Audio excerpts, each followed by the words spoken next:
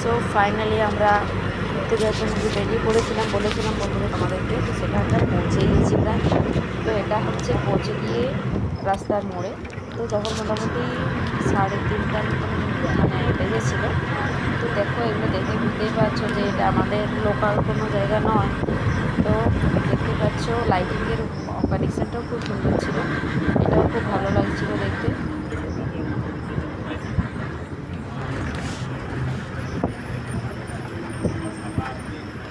তো বাসটা খুব জোরেই যাচ্ছিল, নাহলে পৌঁছতে অনেকটাই টাইম লাগতো।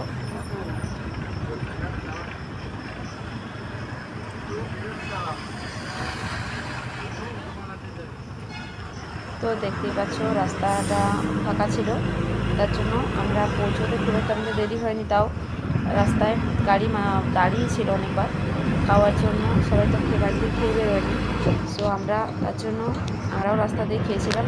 দেখো, একটু শুয়েছিলাম, তো তারপর ঘুমটা ভেঙে গিয়েছিল, এই ছেলেও ঘুমিয়ে গেছে আসার আগে, পৌঁছানোর আগে। তো দেখতে পাচ্ছ এটা হচ্ছে মন্দিরটা। এই মন্দিরটা দেখার জন্য এত কষ্ট করে যাওয়া। তো এই মন্দিরটা দেখার জন্য সবাই খুবই অপেক্ষার মধ্যে ছিল। তো রাস্তায় আমরা যখন পৌঁছেছিলাম ওখানে, সেই পৌঁছে যাওয়ার পর ওখানে রাস্তার প্রথমেই এটা পড়েছিল। একটু শেয়ার করি। তো প্রথমেই মন্দির দর্শন হয়ে গেছে।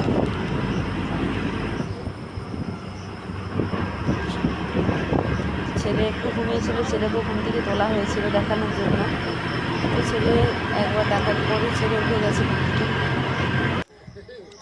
সো ফাইনালি আমরা রুমে পৌঁছে গেছি। তো এটা হচ্ছে আমাদের বিল্ডিং, এই যে বিল্ডিংটাতে আমরা আছি।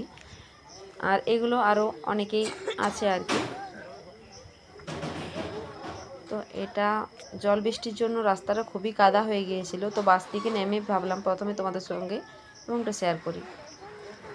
তো এখানে আমরা সবাই নেমে দাঁড়িয়েছিলাম রুম ঠিক করার জন্য। তো খুবই টায়ার্ড লাগছিল, রাত জেগে খুবই আলা লাগছিল। তো তারপর আমরা রুমে পৌঁছে গিয়ে সবাই মিলে বসে একটু জিরিয়ে তারপর আমরা ঘুরতে যাওয়ার জন্য বেরিয়ে পড়েছি। সো সেটা তোমাদের সঙ্গে শেয়ার করবো। এখন টাটা।